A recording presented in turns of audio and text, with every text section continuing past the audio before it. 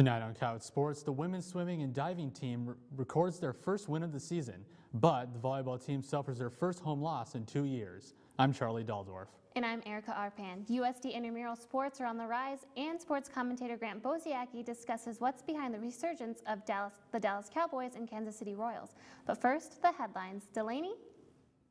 ESPN's Bill Simmons returned to the airwaves today after his 3-week suspension. Simmons dared the network to punish him after calling NFL Commissioner Roger Goodell a liar on air. Simmons was suspended and docked 2 weeks' pay, although he makes over $5 million per year. Simmons' contract is up next year. The LA Dodgers named Andrew Friedman as their new president of baseball operations. Friedman resigned as the Rays GM yesterday, a position he's held since 2005. Friedman will be going from one of the smallest payrolls in the league to the largest. Ned Colletti, who has been the Dodgers GM since 2005, will remain with the team as a senior advisor.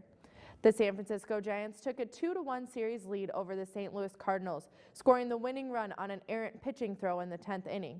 The Kansas City Royals continue to roll, winning 2-1 and now lead the series 3-0.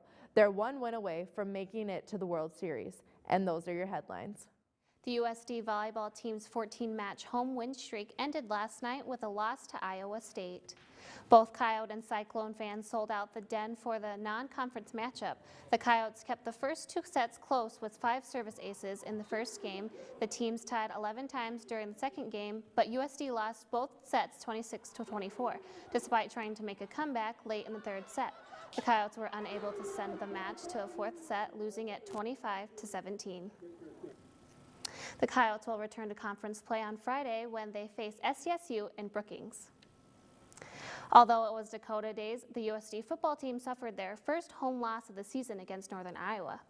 Quarterback Kevin Earl returned for the Coyotes, connecting on 3 third-down conversions on the very first drive of the game, including this one to tight end Aaron Ramsey.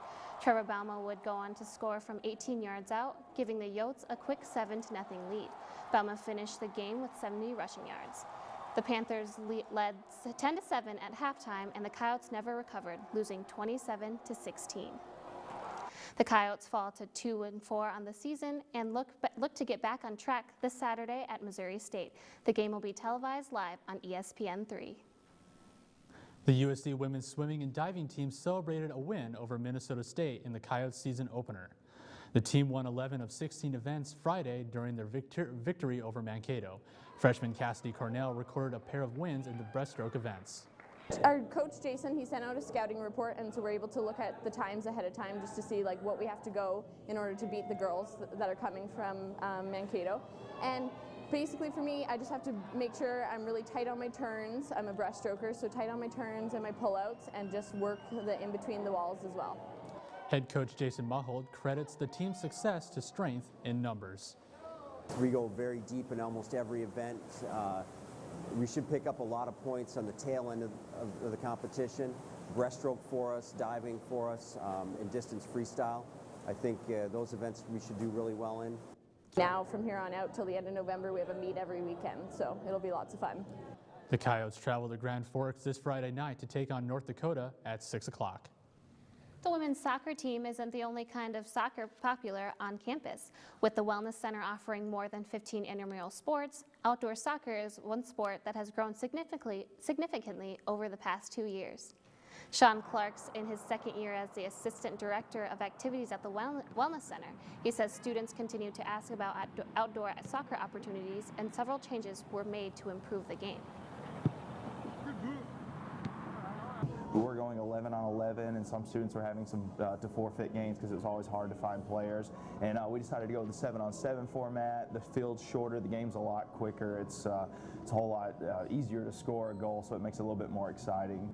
One intramural athlete says he enjoys the competitive aspect and reliving the glory days. But playing against people you don't know and coming out and having teams and everything, that's a big deal about it. So, you know, it's like reminiscing a little bit of high school and those favorite days you had. Clark says referees are trained with the classroom sessions and practice games, but senior Jace Holzer says he's learned everything he needed to know through FIFA, the video game. There are currently 22 soccer teams participating in intramurals. That number's up from 16 teams last year and just 10 from 2 years ago.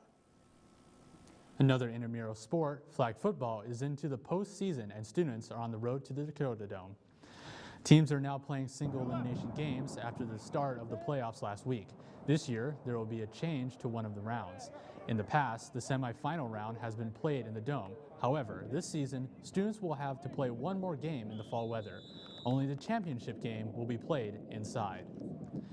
Even though the season's nearing its end, students can already sign up for flag football again next fall. In this week's sports commentary, Grant Boziacki talks about the hottest team in baseball, along with both arguably the best team in football. Sports are always unpredictable. That's the beauty of them. But wow, that does not change the fact that we are talking about the Kansas City Royals being one game away from the World Series. This was a team that just a couple of weeks ago had professional sports' longest playoff drought, 29 years. And then flip it over to football. The Cowboys, they're always getting talked about, but this time it's because they are actually good. I've got one explanation for this madness. Both teams have gone back to the basics. For the Royals, it's their devastating bullpen. Last night, their pen threw 4 hitless innings. Filthy. Kelvin Herrera, Wade Davis, Greg Holland. Once it gets to the 7th inning, you're going to see these 3 guys, and my money's on them shutting the door on you. This has really been their blueprint all season long. As for the Cowboys, look no further than the big boys up front. Tyron Smith, Travis Frederick, and Zach Martin, all 3 first-round picks from the last 4 years, and it's really paved the way for DeMarco Murray to have a historic first 6 games of the season, rushing for over 100 yards in every game. Bullpens, offensive lines, definitely not the most glamorous areas in football and baseball, but hey, what's always glamorous is winning, and these teams are really just getting the job done, and these are the biggest reasons why. It's only a matter of time before other teams start stealing a page or 2 out of these now successful team scripts. For Coyote Sports, I'm Grant Boziacki.